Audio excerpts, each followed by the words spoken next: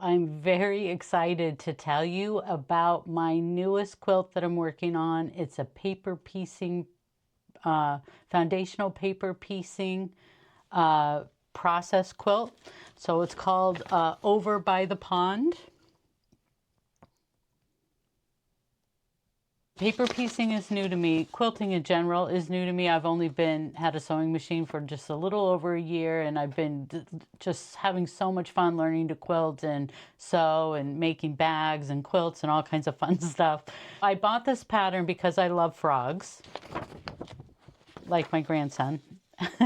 I love frogs, and I just thought it was adorable. So I bought the pattern, and then when I looked at it, I went, oh my God, it's paper piecing. So then I started feeling overwhelmed. But I have taken a class before, like, I don't know, 9 months ago or something. I took a class at my local quilt store for foundational paper piecing. And so we used this book and we learned how to make these really cute little hearts. That was my first sort of experience with paper piecing.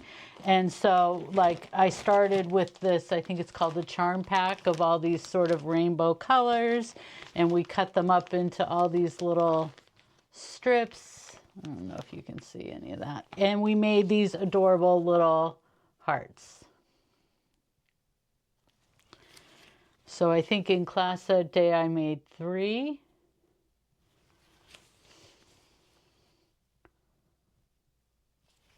Like, how cute are those? I really enjoyed that class. I had a lot of fun and I learned a ton, but it's been a while and I haven't done paper piecing since then.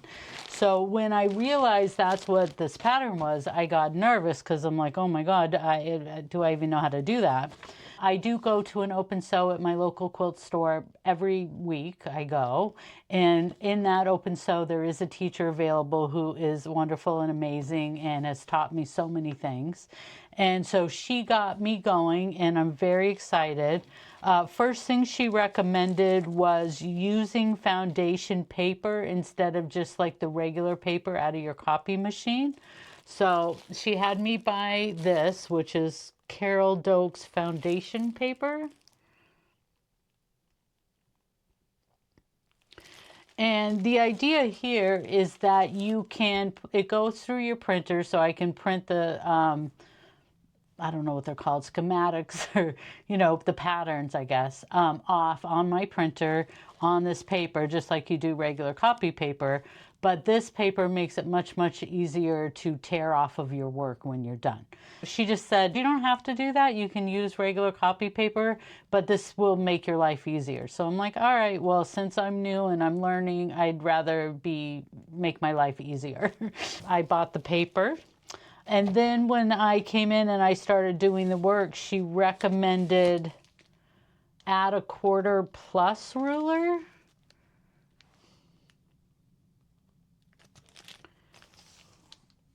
And so what's good about this is that it has a tapered edge here. And so I can't like really explain it without having the camera like as I'm doing it, but it helps you to sort of fold over the edges there, the paper over, and then you can use this edge here. You put that up against the edge of the fabric and then you cut along it. And so it kind of is a multi-purpose. This nice beveled edge helps you do the fold easier. And then this helps you get that 1/4 inch or whatever it is, seam allowance that you need when you're cutting each piece. So I went ahead and bought this too because again, I just want it to be easier since I'm just starting. I don't want to make it harder on myself than it has to be. And I was using this last Tuesday when I was working on it and it was incredible, really great. So I highly recommend. I'll show you. I started with okay, let me show you first the fabric. So I started with, in these patterns, there are like frog blocks, there's grass blocks, there's bumblebees, dragonflies, there's even a turtle, which is super cute, flies. I started with the grass, so the grass block, so like right here. And if you look this pattern up online, it's really done sort of in traditional colors where it has like blue in the background for the sky and blue for the water, and the frogs are green and the grass is green, and then the dragonflies have a little bit of pop of color. So that's great, except I love bright colors. So for me, I wanted to do it in bright rainbow colors because that brings me joy. So I had, let's see, what is this? What is this called? You know, the 2.5-inch strips in these rainbow colors. I had a package of those. And so I'm like, oh, that's perfect because you have to cut these things up anyway. And so I love having all these different colors to choose from.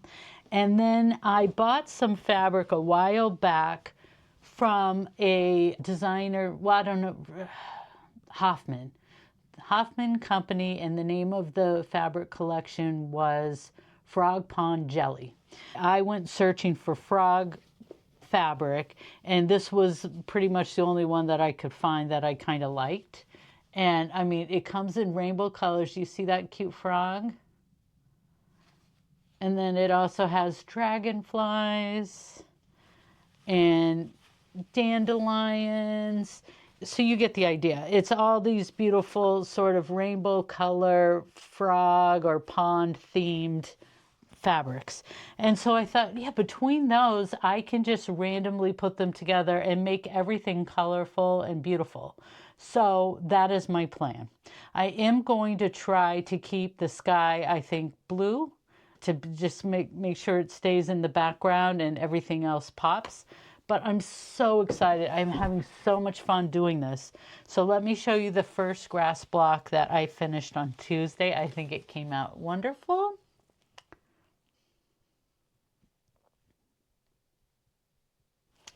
So isn't that cute? So I kept the background blue. I did try to kind of do like 2 greens and then I did like 2 oranges, like middle, and then like 2 darker oranges on the outside for the grass. And then also where the grass kind of folds over here at the top, I tried to use that same color to keep it so that it made sense. But I don't know, I think it turned out really cute. I love it. I started another one where I'm doing more pinks and purples.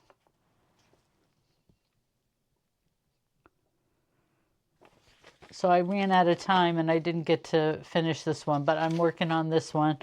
But, you know, I don't know if you've ever seen foundational paper piecing before, but basically this is it, right? It has that design. And so you are lining up your fabrics with these lines on the grid. You do one between 1 and 2 first, you know, then you do line 3 and then 4 and, you know, whatever, I can't see. But you get the idea, and it's so fun, and you can make anything with paper piecing. Like, I didn't know that I would be into it, but I am so into it. I feel like after this I want to do a different paper piecing quilt. I haven't looked yet. I don't have any idea what it'll be, but I feel like I want to keep doing this because how fun is this? And also it went faster than I thought. Like, I really was like, oh my God, this is going to take me forever. And maybe it still will. I don't know. But I do feel like I got more done the first day than I thought I would. And I am going to stick with the quilt directions, which I think is for a wall hanging. I was like, well, should I make it bigger, you know, for a throw or whatever? But I'm like, I'm going to keep it as a wall hanging. Sorry, I'm looking for the size, see if it's in here somewhere. Because why make it complicated? It's my first really sort of complicated foundational paper piecing piece.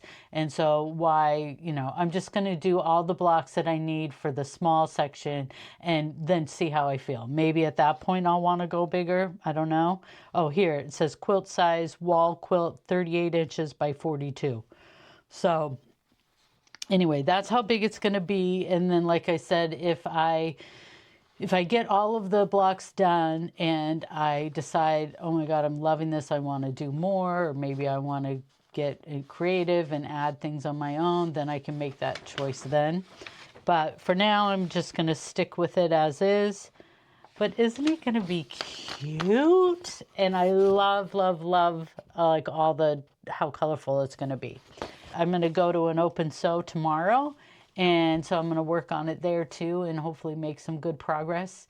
I will give you guys an update in a week or two and let you know where I'm at, but so excited, so fun. I hope you enjoyed it.